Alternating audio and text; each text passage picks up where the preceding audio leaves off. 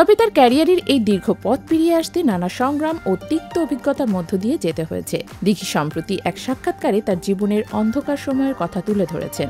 এখন যিনি পর্দায় নায়িকা হয়ে দর্শকের মন কাড়েন, তিনি ক্যারিয়ার শুরু করেছিলেন শিশু শিল্পী হিসেবে। জীবনের নানা বাঁকে অনেক গল্প জমা হয়েছে তার। বলছিলাম এ সময় জনপ্রিয় অভিনেত্রী প্রার্থনা ফরদিন দিঘির কথা। সম্প্রতি একটি সাক্ষাৎকারে কথা বলেছেন তিনি, যেখানে উঠে এসেছে তার জীবনের কঠিন সময়ের কথাগুলো। জেনে আসি বিস্তারিত।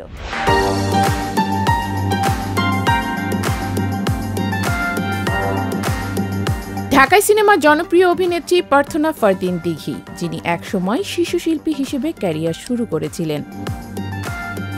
মুখ দেখলে যে টাকা দিতে হয় জানো না? দাও, 1000 টাকা দাও। আজ তাকে চেনেন না এমন ব্যক্তি কমই আছেন। তবে তার ক্যারিয়ারের এই দীর্ঘ পথ পেরিয়ে আসতে নানা সংগ্রাম ও তিক্ত অভিজ্ঞতার মধ্য দিয়ে যেতে হয়েছে। দিঘি সম্প্রতি এক সাক্ষাৎকারে তার জীবনের অন্ধকার সময়ের কথা তুলে ধরেছেন। সেখানে বডি শেমিং এর শিকার হয়ে তিনি কতটা ভেঙে পড়েছিলেন তা নিয়ে তিনি খোলামেলা কথা বলেছেন। অনেক ফ্রাস্ট্রেটেড এই বডি শেমিংটা, আমি সিক হয়ে যাচ্ছি। দিঘি জানান একসময় তার শারীরিক অবস্থা ভালো ছিল না এবং অসুস্থতার কারণে তার ওজন বেড়ে যায়। শোবিজ অঙ্গনে এমন সময় তাকে নানা নেতিবাচক মন্তব্যের শিকার হতে হয়েছিল। এসব মন্তব্য, বিশেষ করে বডি শেমিং এর কারণে তিনি খুব হতাশ হয়ে পড়েছিলেন। তবে এই সমালোচনার মধ্যে তার মনে শক্তি জাগে। যে মানুষটা বডি শেমিং আরেকটা মানুষ করছে, সে আসলে কতটা সিরিয়াস এবং সে কিভাবে তা গ্রহণ করছে তা কেউ ভাবেই না। হয়তো তারই নিজের জীবনেও অনেক ট্রমা থাকতে পারে। অসুস্থ হওয়ার পর তার শরীরের যে পরিবর্তন ঘটে তা নিয়ে নিজের কাছে অসহনীয় মনে করতে শুরু করেছিলেন। দিঘি বলেন, একসময় আমি বুঝতে পারছিলাম না আমি কি আসলেই শরীর থেকে বের হতে পারবো। স্টেরয়েডের কারণে আমার শরীর ফুলে গিয়েছিল, নিজেকে আর চেনা যাচ্ছিল না। তখন মনে হচ্ছিল আমি কি আর নিজের সত্তা ফিরে পাবো।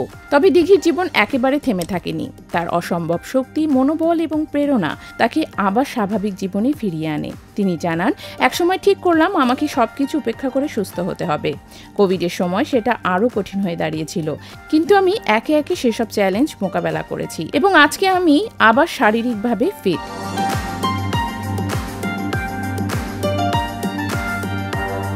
সাক্ষাৎকারে দিঘি টিকটক করা নিয়েও কথা বলেছেন। তিনি বলেন, আমাকে ছাড়াও অনেক নায়ক নায়িকারা টিকটক করেছে, কিন্তু তাদেরটা কেউ কাউন্ট করেনি। সবাই আমাকেই বলতো দিঘি এখন টিকটকার হয়ে গেছে, সে এখন আর নায়িকা নেই।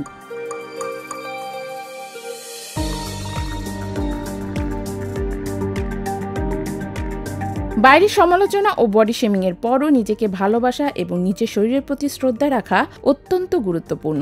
দিঘি তার সংগ্রামের মাধ্যমে প্রমাণ করেছেন, জীবনের কঠিন সময়ে যদি সঠিক মানসিকতা ও সাহস নিয়ে পার করা যায়, তাহলে সফলতা একদিন আসবেই।